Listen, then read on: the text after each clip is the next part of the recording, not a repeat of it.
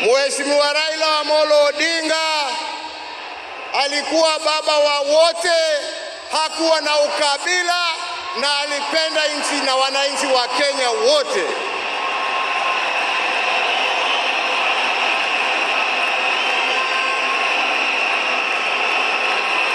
Na testimony hiyo yaoneshwa na marafiki tofauti ambao ukienda kumtembelea kwake nyumbani ulikuwa unawakuta huko.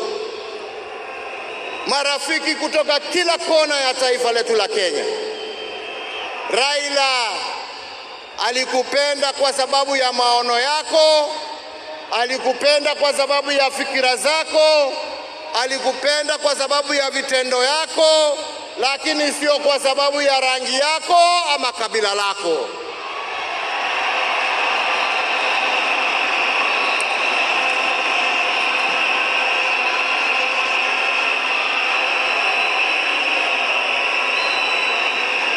Leo hii Kenya imepoteza kiongozi ambaye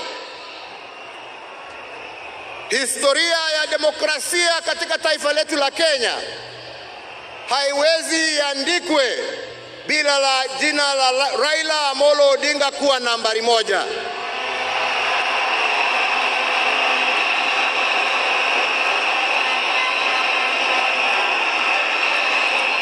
Historia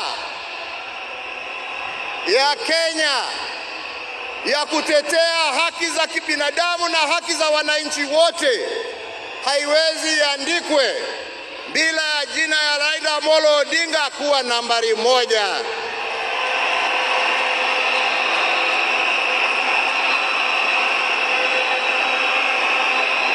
Historia ya ungatuzi na kuhakikisha ya kwamba wananchi kule mashinani wana uwezo ya kujiongoza na kujitawala na kuwa na viongozi ambao wanatekeleza shida za wananchi kule chini, haiwezi iandikwe bila ya jina ya Raila Amolo Odinga kuwa nambari 1.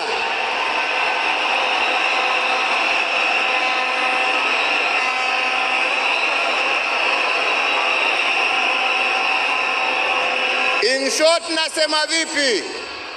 Nasema hivi: Raila ametuacha kimwili, lakini ndani za roho yetu, ndani ya spirit ya Kenya ataendelea kuishi miaka na miaka tukisonga mbele.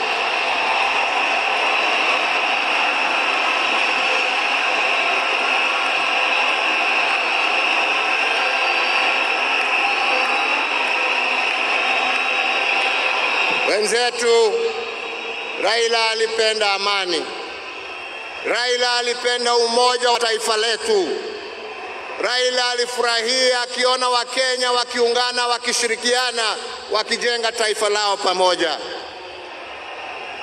Raila alikuwa mtetezi wa haki ya kila mtu. Pahali ambapo alikuwa anaona hakuna haki, Raila ndio alikuwa wa mbele hapo kuhakikisha ya kwamba haki zimepatikana. Na wenzangu, nawaambia hivi, tunawakumbuka wakina Mzee Jomo Kenyatta na Jaramogi Odinga kwa kutetea uhuru wa nchi yetu.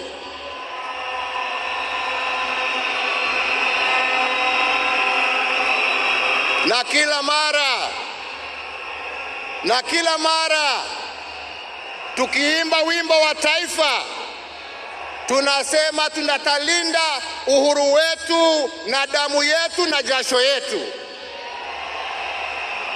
Leo hii tukiwa tunaaga baba yetu Raila Amolo Odinga, nataka pia tujiape ya kwamba hatutakubali kama Wakenya haki za kibinadamu, demokrasia na mambo yale yote ambayo Raila alitetea, hatutakubali arudi nyuma.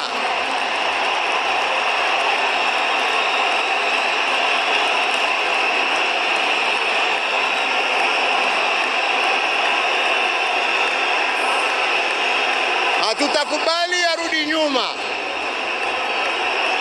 Tutasonga mbele tukizingatia hizo haki kwa sisi ambao tumebaki na wale ambao hawajazaliwa. Hivyo ndivyo ndugu yetu angependa kuona, na hiyo ndio njia ya kuona legacy yake kama kiongozi wa taifa letu. Wenzetu, sio siku ya mambo mingi. Nimekuja kuomboleza rafiki na ndugu, lakini siwezi nimalizie nisiposema ya kwamba hata kama leo tuna huzuni na tunaomboleza, lazima kama Wakenya tuchukue nafasi hii, kwa sababu Raila hangeweza kutenda yale ambayo alitenda kama angekuwa amesimamiwa na mama nguvu wa kazi, Mama Aida Odinga, na watoto wake Rosemary, Junior, Winnie na familia yake yote. Kwa Wakenya tunawashukuru kwa kutupatia Raila atumikie nchi, na kwa kumuunga mkono ndio awe na nguvu ya kututumikia sisi wote. Yangu ni kusema, ndugu yangu, tuende vyema. Wenzangu, kastori kadogo tu, sio kubwa.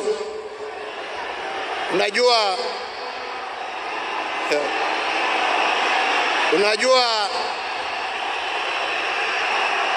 saa ingine baada ya kazi tukiwa tulia kidogo hapo nini, tunapewa kakitu kidogo hapo. Kwani mnacheka? Mimi kakitu kidogo nasema uji na chai.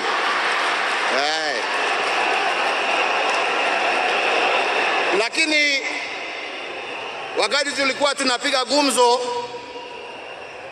saa ingine tulikuwa tunajiuliza, unajua jamani, wale wazee ambao wameenda, wakina Jaramogi, wakina Jomo, wakina Nkrumah, wakina Mwalimu Nyerere,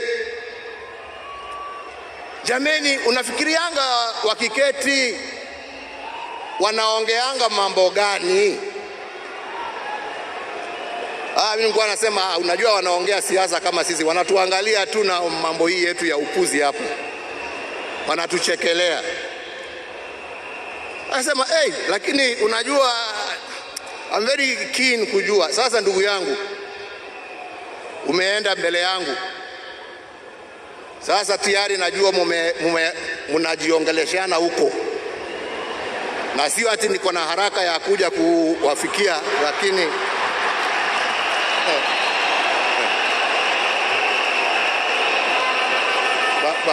bado tunataka tutulie kidogo. Mwenyezi Mungu atusaidie, lakini najua wakati wetu tukifika utakuwa hapo kutuambia njia ya kutembea hizo mabarabara za huko. Kwa hivyo ndugu yangu, ni kuombee kwa Mwenyezi Mungu akurehemu, akulaze na amani na wenzako, ukijua ya kwamba twakumbuka wewe, na yale ambao umebakisha tutaendelea nayo, na familia yako sasa imekuwa yetu, na tutaendelea kuwalinda na kuwachunga na kusimama pamoja nao kwa wakati wote. Nasema lala salama ndugu. Mungu awabariki familia yako na awafariji na awapatie nguvu, na Mungu aendelee kuibariki Kenya hii yetu, Afrika Mashariki na Afrika kwa jumla. Asanteni sana, Mungu awabariki.